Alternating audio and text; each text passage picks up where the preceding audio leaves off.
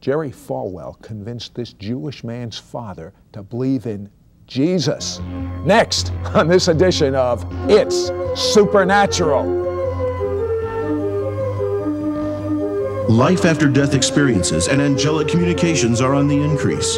Terminally ill patients whom doctors have given no hope are unexplainably cured.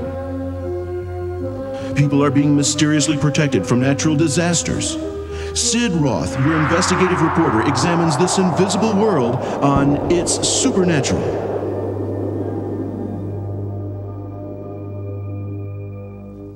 Hello, I'm Sid Roth, your investigative reporter. My guest, Warren Marcus, has produced the highest-rated religious television special in history. You know, it says in the Bible, the Jew requires a sign. But Warren Marcus, this is so hard to believe. You were in Toronto, Canada, and you saw one of the greatest miracles I've ever heard of. Tell me about that. We were just filming a regular conference. They had an intercession that's like prayer and such. And all of a sudden, people started having gold teeth or gold caps. Their fillings changed instantly.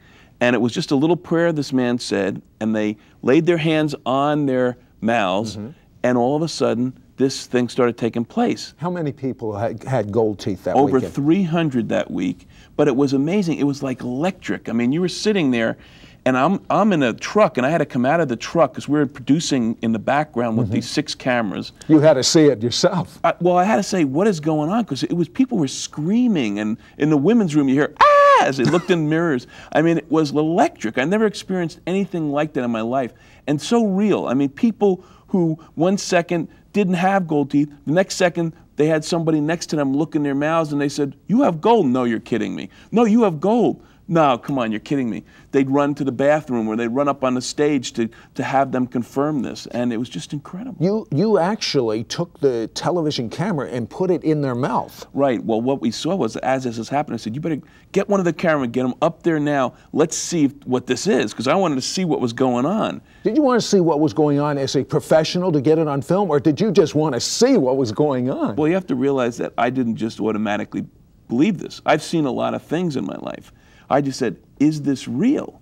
But knowing the people that I knew, the pastor of that church and such, they're so low key. This is not usually the type of thing that happens there. So knowing their character and knowing some of the people that I knew that were there, like a pastor, my first pastor, who when I had started believing in Yeshua, Jesus, he was there for the first time in Toronto. He's told me that one of his members got that. And so when you know people that wouldn't normally fall for something, you have to say, this is something to this. This is something real. You told me about a Muslim man that wandered in. Tell me about it. There was a Muslim man that wandered into Toronto. He was invited by somebody, his whole family, and they prayed, and he got 3 teeth that were gold, fillings that were changed to gold. And because of it, he said, this Jesus must be real. You know, that is the real purpose for a sign. You produced a 30-minute video, and people that watch this video actually are getting gold teeth. Let's take a look at that video right now. You want to see? Well, then you'll have to, I don't know how we'll do this, but anyway, have you got a mirror yourself? Open your mouth for me.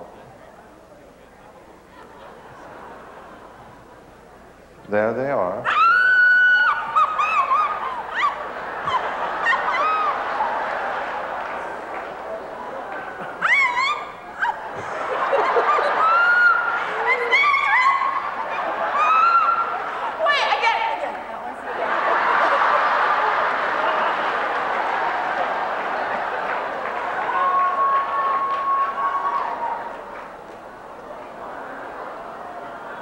See, on the top is gold, too. No, it's not. Is it really? Let me see.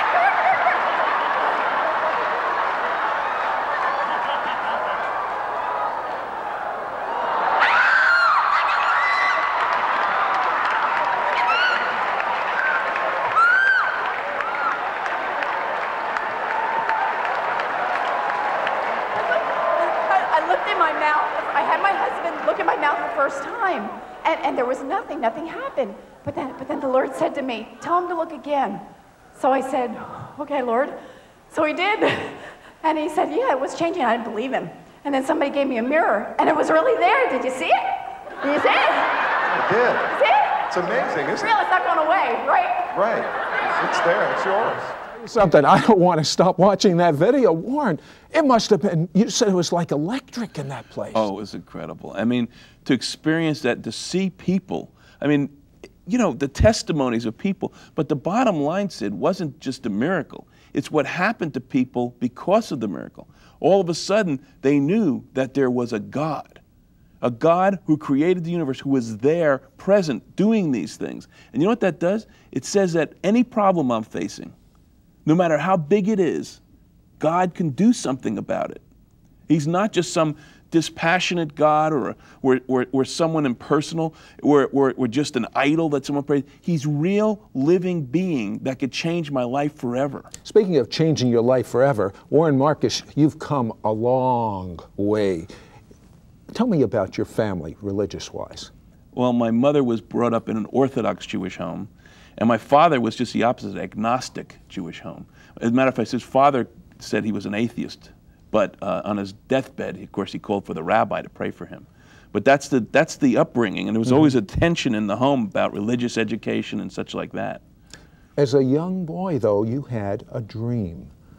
Tell me about that. Well, I was 5 years old, and I was frightened of lightning and thunder, and I came running into my house crying, and my sister, my agnostic Jewish sister, said, "Don't be afraid, Warren. You know, God will protect you." And I said, "God? Well, you can't see God, Warren, but He's everywhere, and He's there to protect you. He lives in a place called heaven, and you don't have to be afraid." And I said, "Well, is He in my bedroom at night? You know?" And she said, "Yes, He's there at night." And I started getting more afraid of this unseen person named God than I was of the lightning and thunder. And I had this dream. I can still remember this dream even now as I speak to you. And I was in the clouds. It was thunder and lightning. It was very frightening. And then this light in the center, right in front of me, this light, this intense light was revealed as clouds departed from around them, from around that light, and just parted out. And then these beams of light came out towards me and all around me, making a pathway. And I was like being drawn in, and I heard this voice inside me and outside me saying, "Don't be afraid, I am your friend." And I knew that that was God, because the feeling I got when I woke up, I wanted to get back in that dream so quickly. A little 5-year-old boy. And the next day in kindergarten class, the teacher says, "Draw a picture." So I started trying to draw this picture of God that I had seen in my dream with a yellow crayon. And this other kid says, "Well, what are you doing? What are you doing? What's that supposed to be?" I said, "It's a picture." "Picture of what?" "Picture of God." "You can't draw a picture of God." "Why not?" He says, "Because you can't see God." "Well, I saw God, and I'm drawing a picture." And then he said, teacher, he said he saw God." And I became the subject of ridicule. All these kids started laughing, and I started crying, and I said, "I did see God in my dream." And there it was, Sid, this picture, the yellow mass, the teacher looking at the picture, looking at me like I'm nuts.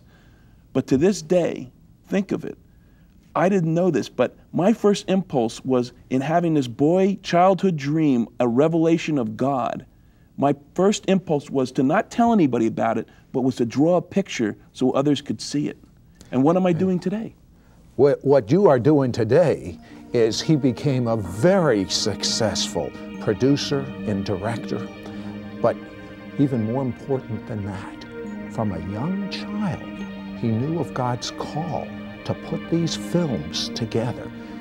Don't go away. We're going to be discussing some amazing, amazing things that happened to this Jewish man that says Yeshua, Jesus, is the Jewish Messiah.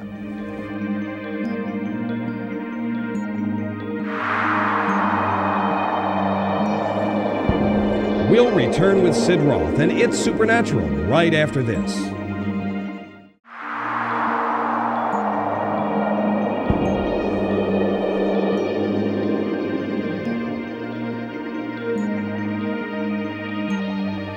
Hello, I'm Sid Roth, your investigative reporter. I'm speaking to Warren Marcus. Warren, as a young child, had a dream, and he knew that God was speaking to him. And he drew a picture of this. And then, Warren, you went to a movie, Ben-Hur. Yeah, what effect did that have on you? My mom took me to see Ben-Hur. First, she saw the 10 Commandments, and it scared me. I said, well, but that is God. I mean, parts the Red Sea, miracles, you know. I said, and that's the God of Israel. That's what we Jews are supposed to be believing in, this God. Then she took me to Ben-Hur, and then I saw this man. You never saw Jesus in it, but I saw this man named Jesus, and it was a Jewish film, you know, Judah Ben-Hur. This Jewish guy looking into the claims of this and seeing lepers being healed and all that.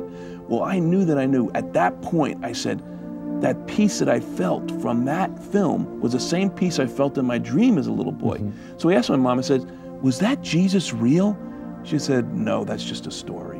Did you believe her? Well, I did, but it's amazing. Not one friend around me, Christian friend, ever told me about Jesus. For 22 years, nobody ever told me about Jesus. But God was reaching out to me. I don't understand that, but he did. He was reaching out to me through films. Now, you had a feeling, though, when you saw the power in those films, especially Ben-Hur. Yes. What, as a young child, what was that feeling you had? Well, the thing was, I knew that there was a big God, and I was on a search. I mean, God had me on a search from the day I saw that dream to want to know who he really is. I didn't find him in a synagogue. I would go in a synagogue and I'd say, God, where are you? But he didn't, there was no burning bush, you know? But there was something there, and I started praying a prayer, Sid, faithfully every night. God, make me a really good filmmaker, a producer, director, and I will make films that say what you want me to say. Not what I want to say, but what you want me to say. I didn't even know who he was, and I didn't know what he wanted to say, but that was my prayer. So you're in Hebrew school, you're preparing for bar mitzvah, and all of a sudden, a little kid raises his hand, teacher, teacher, what happened? Aaron, he was a troublemaker in the class. There's always one. And he says, Rabbi, is Jesus our Messiah? In your Hebrew class? In my Hebrew class. So I just, all of a sudden, I came awake, you know, and I said, and I'm looking at this, and he says, no, Jesus was not our Messiah. He said, well, was he a Jew? And he says, of course he was a Jew. And I go, wait a minute, I didn't even know he was alive. And if he was alive, he wouldn't be a Jew, he'd be a Catholic or something, you know? Of course. But a Jew. And then he said, well, but he was not our Messiah. He said, he was a nice man. He was a reformer. Some say he was even a prophet, but he was not the Messiah. The wolf must lay down with the lamb. There must be perfect peace on the earth, and then Messiah will come. Now, I never want to hear his name mentioned in his class again.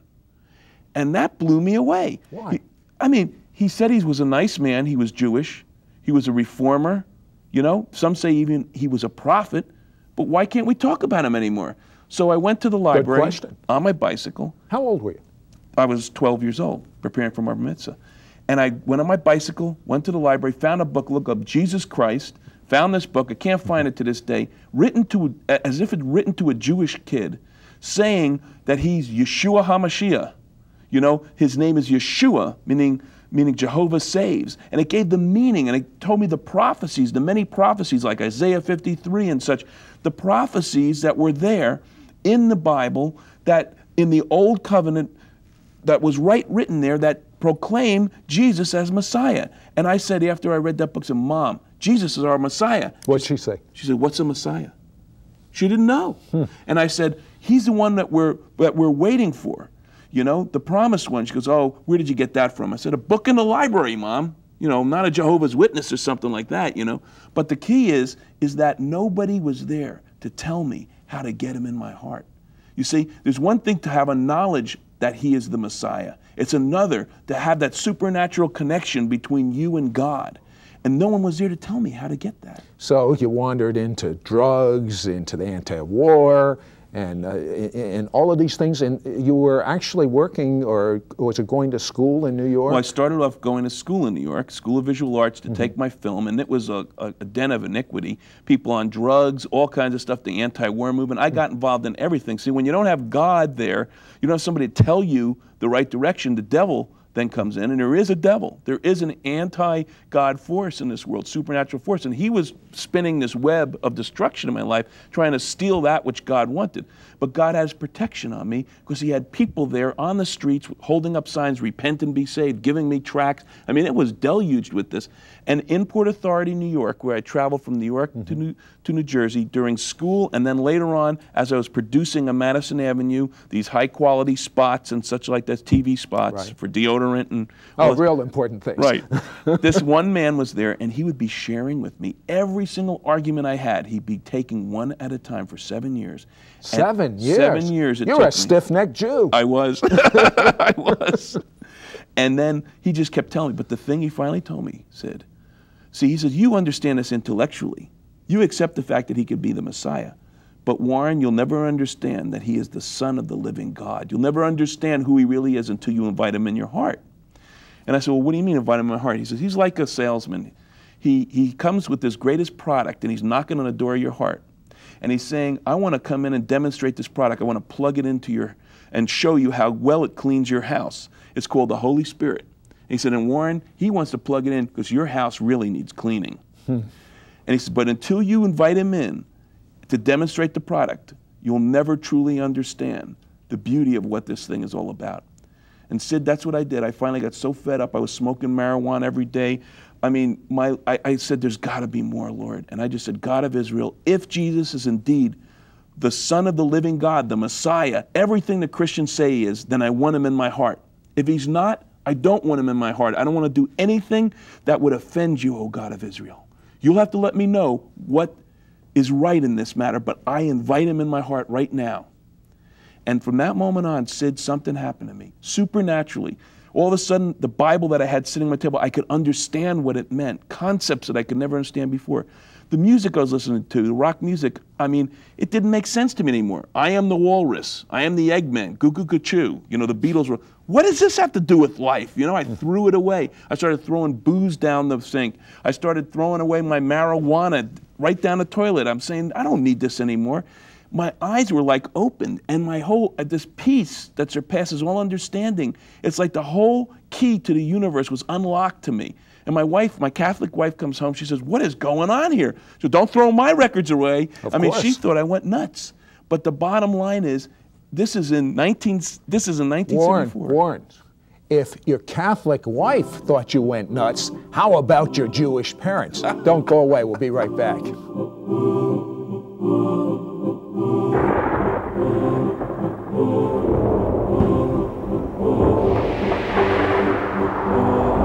One day, my Orthodox Jewish father said to me, if Jesus is the Jewish Messiah, prove it.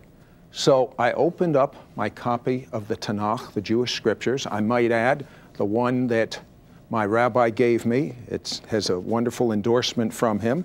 And I turned to a Jewish prophet by the name of Isaiah that penned this 800 years before Jesus came to earth. Let me read this to you. Who would have believed our report? And to whom hath the arm of the Lord been revealed? For he shot up right forth as a sapling and as a root out of dry ground. He had no form nor comeliness, and when we should look upon him, nor beauty that we should delight in him, he was despised and forsaken of men, a man of pains and acquainted with disease, and as one from whom men hide their face, he was despised, and we esteemed him not. Surely our diseases he did bear, and our pains he carried. Whereas we did esteem him stricken, smitten of God, and afflicted. But he was wounded because of our transgressions, crushed because of our iniquities. The chastisement of our welfare was upon him, and with his stripes we were healed. My father said, stop! You're talking about Jesus. Yes, Dad, in the Tanakh, the Jewish scriptures. Of course we're talking about Yeshua, the Jewish Messiah.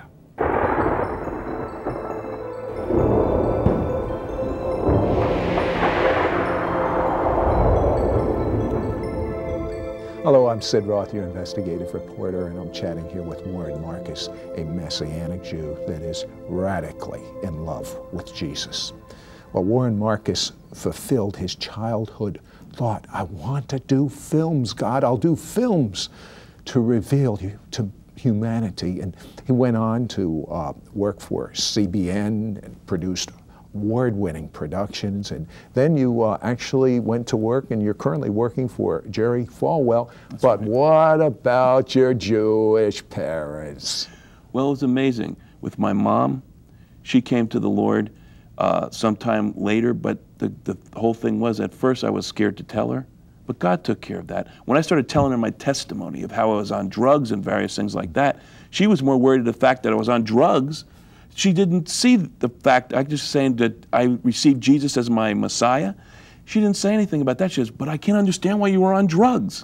So God has a way of taking care of that. But the big one was my father. I mean, a lot of my family have come to the Lord. I have a cousin who's a pastor. I have a cousin on a Greenwich Village beatnik artist who's a believer. You wouldn't believe the numbers of people that came to the Lord, that became a believer in Messiah.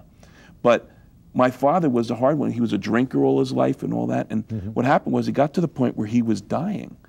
And my mother said, you better be very careful with Dad. You need to come and see him because he is really dying. But I don't want you to mention anything about him dying to him because we don't want him to lose heart. What was he dying of? Cancer. And I was saying, but Mom, I got to tell him about the Lord, you know.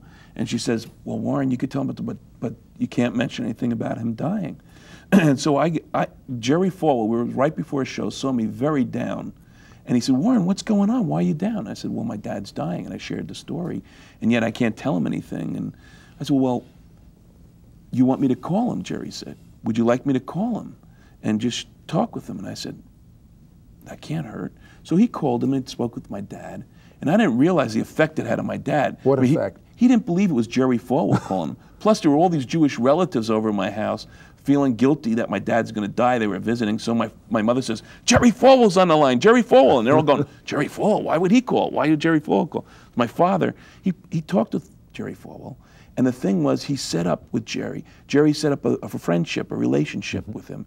And he wasn't really telling him the gospel. And I'm going, oh, come on, Jerry, tell him the gospel. But he ended praying for my dad's healing and said, can I call you back and see how you're doing? My dad said, well, you don't have to do that, but sure you can. Well, my dad was weeping, my mom told me, on the phone. When he got back, there were tears coming down. And they asked him what happened. He said, Jerry Falwell prayed for me. And they were all saying, wow, Jerry Falwell prayed for you? Well, the next thing I know, Jerry has me on an airplane flying up to New Jersey.